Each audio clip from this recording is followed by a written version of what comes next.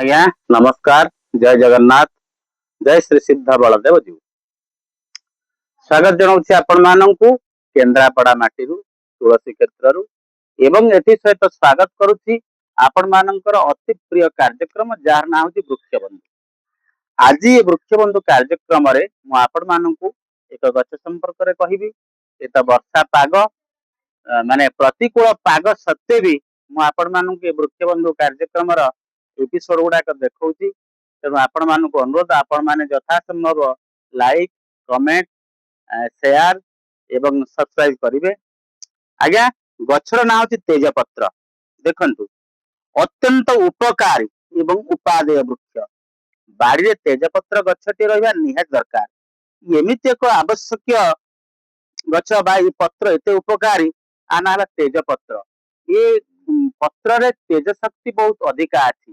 ଅର୍ଥାତ୍ ଆପଣ ମାନଙ୍କର ଶ୍ୱାସ, କାଶ, କଫ ଏସବୁକୁ କାଟିଦେବା ପାଇଁ ଏ ବୃକ୍ଷ ଅତ୍ୟନ୍ତ ଗୁରୁତ୍ୱପୂର୍ଣ୍ଣ। ଆପଣ ତେଜପତ୍ରକୁ ସିଝେଇକି ତା ପାଣି ପିଅନ୍ତୁ, ଦେଖିବେ ଆପଣ ମାନଙ୍କର ଏଇ ଯୋଉ ବର୍ଷା ଦିନ ଜନିତ ଯୋଉ ଥଣ୍ଡା, କାଶ, ଶ୍ୱାସ ଏଗୁଡାକ ବହୁ ପରିମାଣରେ କମିଯିବ।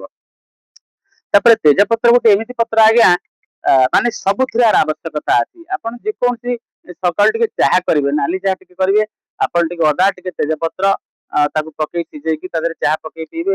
ଅମୃତମୟ ସେ ଚାହା ଲାଗିବ, ସ୍ୱାଦିଷ୍ଟ ଲାଗିବ।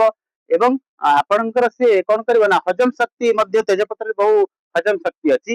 ଆପଣଙ୍କ ସେ ଖାଦ୍ୟ ହଜମ କରିବ, କାରଣ ବର୍ଷା ଦିନ ଖାଦ୍ୟ ଗୁଡାକ ଭଲ ଭାବରେ ହଜମ ହଉନି, ଇଣ୍ଡାଇଜେସନ ହଉଛି। ତେଣୁ ତେଜପତ୍ରରେ ହଜମ କାରକ ଶକ୍ତି ଅଛି। ଏକରେ ସେ ହଜମ କରିବ, ଦୁଇରେ ଥଣ୍ଡା କମେଇବ, ତିନିରେ କଫ କାଟିବ। ଆପଣଙ୍କର କାଶ ଯଦି ହଉଥିବ ତାହେଲେ କାଶ କମିଯିବ ବା କାଶ ବି କରେଇଦବ ନାହିଁ। ଆଉ ଆପଣ ତ ଉପମା କଲେ ଟିକେ ତେଜପତ୍ର ପକେଇବେ, ଆପଣ ଡାଲି ଡାଲମା କଲେ ତେଜପତ୍ର ପକେଇବେ। ଆପଣ ଯଦି ଏମିତି କି ଆମିଷ ଯଦି ରାନ୍ଧୁଛନ୍ତି, ମାଂସ ରାନ୍ଧୁଛନ୍ତି, ସେଥିରେ ମଧ୍ୟ ଆପଣ ତେଜପତ୍ର ପକେଇବେ, ବ୍ୟବହାର କରିପାରିବେ।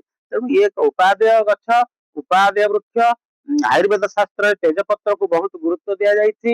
ଆପଣ ତେଜପତ୍ର ମିଶ୍ରି ସହିତ ଯଦି ତେଜପତ୍ର ଆପଣ କୋଳରେ ଜାକନ୍ତି, ବହୁ ଦିନର କାଶ ଆପଣଙ୍କର କମିଯିବ, କଫ ସବୁ କଟିଯିବ, ଆପଣ ସୁସ୍ଥ ହେଇଯିବେ। ତେଣୁ ଆୟୁର୍ବେଦ ଶାସ୍ତ୍ରରେ ତେଜପତ୍ରକୁ ଏ ବୃକ୍ଷକୁ ଅତ୍ୟନ୍ତ ଗୁରୁତ୍ୱ ଦିଆଯାଇଛି। ଆପଣ ମାନେ ବାଡିରେ ଗୋଟେ ତେଜପତ୍ର ଗଛ ଲଗାନ୍ତୁ ଏବଂ ସେ ଗଛର ଉପକାର ନିଅନ୍ତୁ। ଏତିକି କହି ଆଜ୍ଞା ରହୁଛି, ବର୍ଷା ତ ପକେଇଲାଣି।